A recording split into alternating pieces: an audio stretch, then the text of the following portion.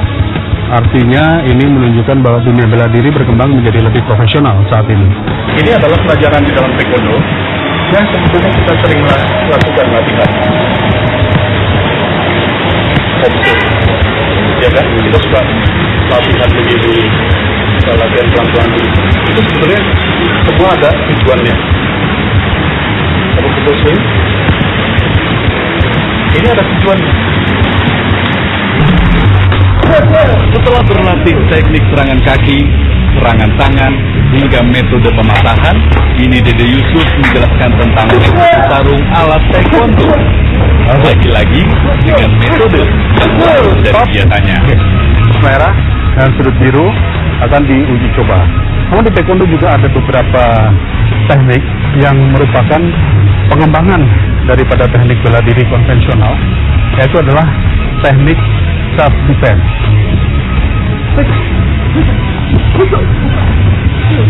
Nah, di sini pukulan yang diberikan, kalau hanya begini, tidak ada artinya. Kamu harus. Sekarang saya minta jauhin, pukul, saya tendang itu, tendang. Biarkan ada teknik yang tadi. Silakan tendang. Baik. Kamu tendang saya. Serius. Tendang. Serius tendang. Salah.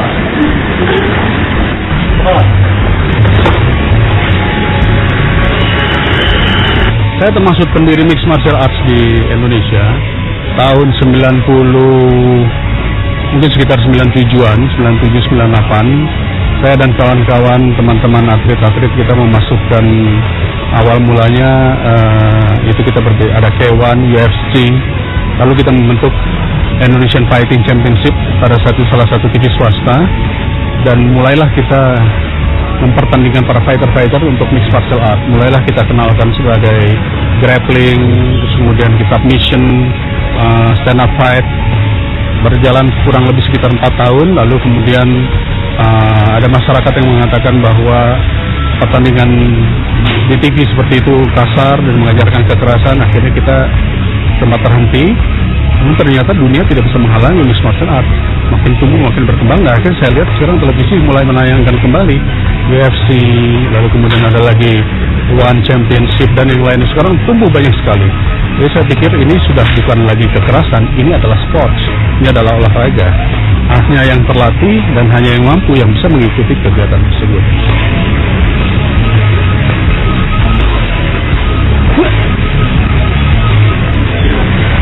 Saya tendang. Kalau tahu mulai nanti tengah tengok-tengok ya.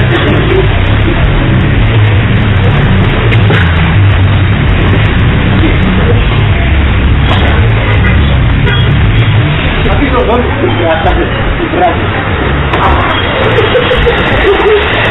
ikut latihan pada klub yang baik dan bertanggung jawab. Lihat siapa pelatihnya, lihat di mana klubnya, terdaftar atau tidak. Karena bagaimanapun juga belajar bela diri ada resiko. Resiko luka, resiko keseleo atau mungkin patah, itu adalah satu resiko belajar bela diri. Namun apabila instruktur yang benar, klub yang benar, juga terlihat ada promotor, ada sponsor yang baik, sarana prasarana yang baik, saya rasa itu akan meminimais atau mengeliminir resiko-resiko yang berbahaya tadi. Karena intinya adalah latihan dan latihan. Oke, go. Yuk. Arah sana. Yuk. Maju. Ya. Cumi. Ariap. Yong ya. Pemirsa, selesai sudah kita latihan hari ini bersama dengan teman-teman Serundul dan kawan-kawan dari Inti Club. Dan sebagaimana tadi saya sudah sampaikan bahwa berlatih taekwondo dimulai dari awal, dari kecil hingga besar, hingga dewasa. Sampai umur 50-60 kita masih berlatih terus. Tujuan utamanya bukan untuk sekedar menjadi atlet, tapi adalah untuk meraih kesehatan dan juga tentunya kebahagiaan bagi diri kita. Karena semakin kita tua, kita memiliki kepercayaan diri, kita juga bisa bersosialisasi bersama dengan rekan-rekan yang muda, generasi muda, sampai terus kita berlatih dan terus berlatih. Di dalam jiwa seorang pendekar selalu ada rasa rendah hati, namun juga tetap kuat dan tegar dalam menghadapi segala situasi. Saya Dede Yusuf dalam Jejak Pendekar. Terima kasih telah mengikuti perjalanan taekwondo kita pada siang hari ini. Assalamualaikum.